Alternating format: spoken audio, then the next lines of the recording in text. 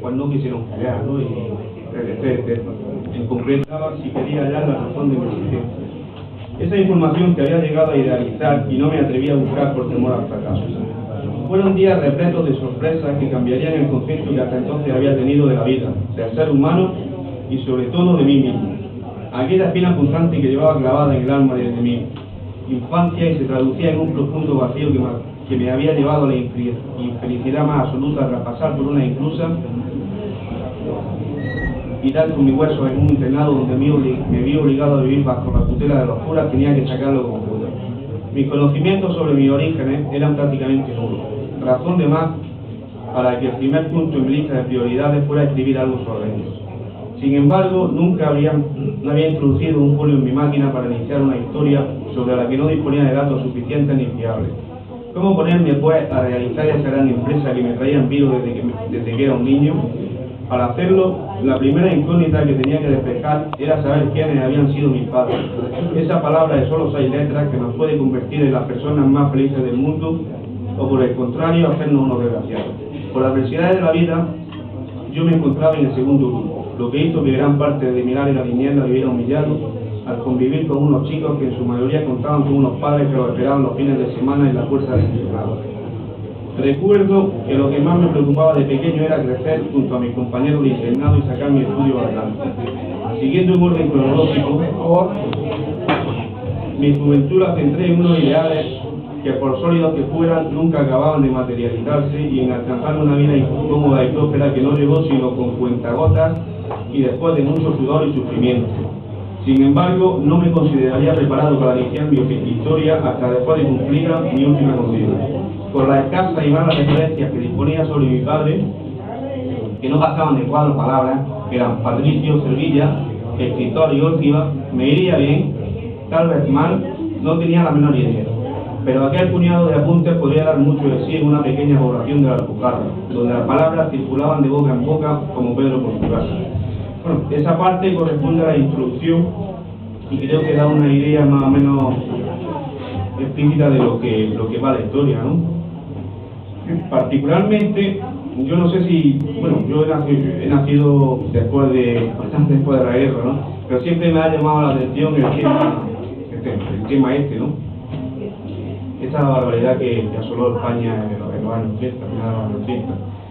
Sin embargo, bueno, yo y muchas personas nunca habíamos oído hablar de determinados hechos que sucedieron en esa época, como fue lo de la huida de Málaga, de la carretera de Málaga, que por parte de...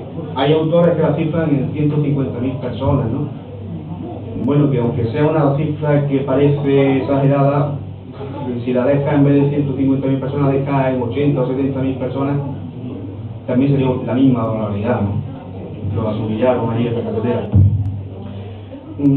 Después, otro hecho también que me llamó mucho la atención fue lo del barranco del Calical.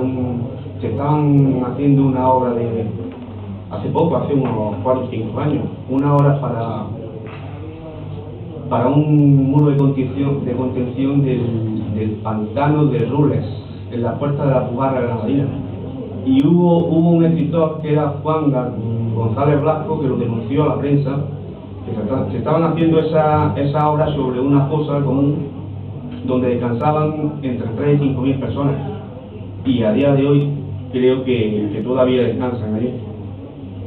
Bueno, pues de todo eso, esos hechos pues me llamaron enorme la atención y tomé nota, me documenté sobre todo del autor de que hablo, de Juan González Blasco. Y bueno, yo por aquel tiempo tenía ya pensado escribir algo sobre ese tema. Y digo, bueno, yo probablemente no vuelva a escribir sobre este tema en mi vida, ¿no? Y no dejé pasar la oportunidad de ciertos capítulos, pues bueno, pues hablar sobre eso, ¿no? Escribir algo sobre eso. Y eso hice precisamente. Escribirlo, incluso dándole prioridad a otros proyectos que tenía también en mi cabeza, ¿no? Bueno, pues antes de citar una parte del texto de la novela que considero fundamental también para la comprensión del libro, bueno, pues quiero agradecer a todos los que hagan el esfuerzo de leerlo, ¿no? Y espero que lo disfruten tanto como yo lo he hecho escribiéndolo, ¿no? Voy a citar esa parte del texto después, bueno, si alguien quiere hacer una pregunta o intervenir en algo, pues creo que será el momento. Vamos a ver. Un día cercano ya al momento de abandonar el colegio, salí de clase y cansado del día que había llevado, me dirigí a mi dormitorio. Como siempre y como camino obligado, tenía que pasar por delante del despacho del padre Andrés. Mis pasos eran seguros y lentos, casi torpes. Me encontraba en un limbo que me impedía salir de mi embelesamiento.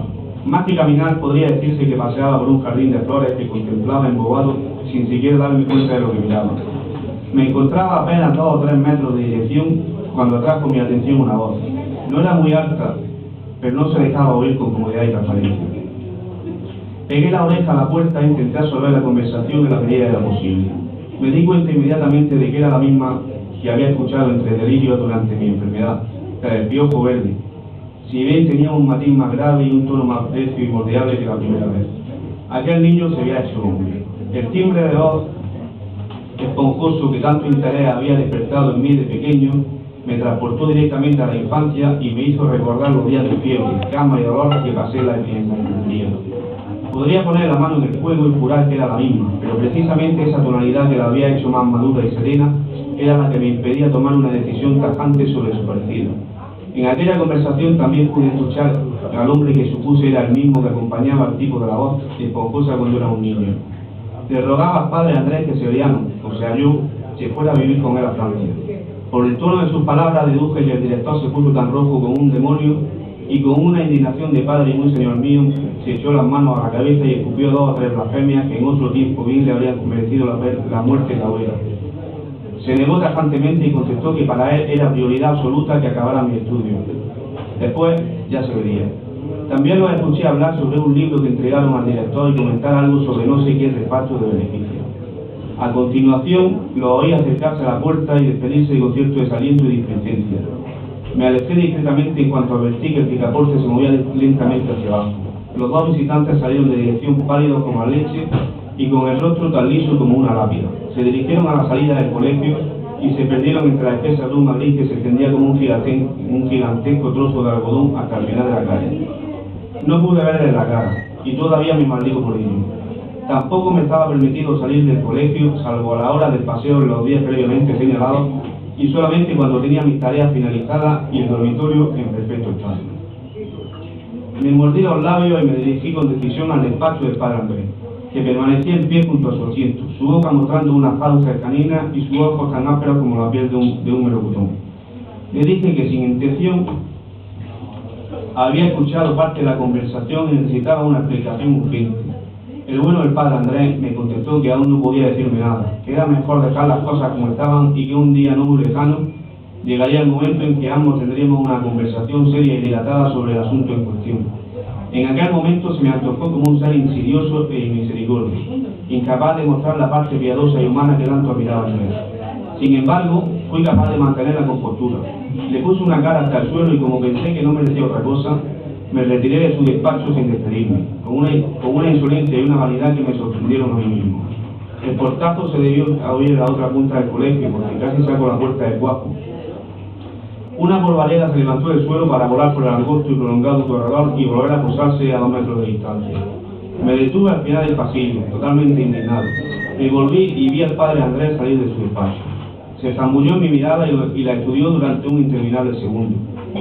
Sus ojos húmedos y profundos me transmitieron una sensación de calma y bondad que me hizo comprender que nunca reprimiría mi comportamiento insolente e increíble, y que si me ocultaba ciertos datos era por alguna razón que aún no debía conocer. Me gusta pensar que lo que a continuación hizo fue a propósito. No cerró con llave como solía hacer siempre, lo cual me animó. Una vez lo vi perderse por la escalera de mármol gris, a dar media vuelta, deshacer el espacio que me separaba de su despacho y ojo a visor colarme en él como un espía soviético. A primera vista no encontré nada, pero no me fue difícil adivinar sobre la mesa de madera un libro toscamente encuadernado en el que pude leer en una grande letra gótica centrada sobre la cubierta de cartón toda la verdad sobre Patricio Sevilla, 1910-1943. 2 líneas más abajo rezaba, ya en un tipo de letra más moderna y pequeño, el nombre del padre Andrés. El ejemplar estaba más colocado sobre una montaña de papeles, lo que me hizo pensar que lo habían dejado allí las 2 personas que visitaron al director. Me quedé helado. Aquel nombre que tanto había sonado en mi cabeza desde que tenía 4 años era merecedor de una biografía. Y yo era, si nadie me demostraba lo contrario, su hijo. Supuso todo un shock para mí. ¿Qué sería de aquel Patricio Cervilla? ¿Qué importancia había tenido en Orfiba y sobre todo era en realidad mi padre?